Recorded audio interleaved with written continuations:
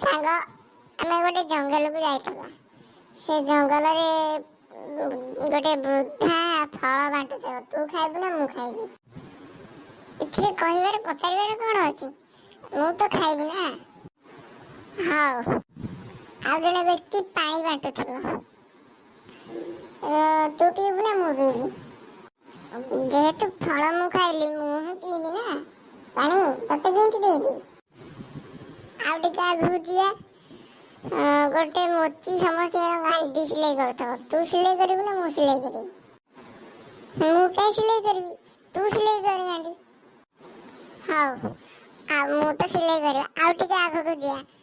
ଗୋଟେ ଅସୁର ସମସ୍ତଙ୍କର ଗାଣ୍ଡି ମାରୁଥିବ। ତୁ ମରେଇବୁ ନା ମୁଁ ମରେଇବି? ତୁ ମରେଇବୁ। ମୁଁ ତ ମୋଚି ଗାଣ୍ଡି ସିଲେଇ କରିଦେଇଛି। ତୁ ମରେଇବାକୁ ବାଧ୍ୟ। ତୁ ଏବେ ଯା ଗାଣ୍ଡି ମରା।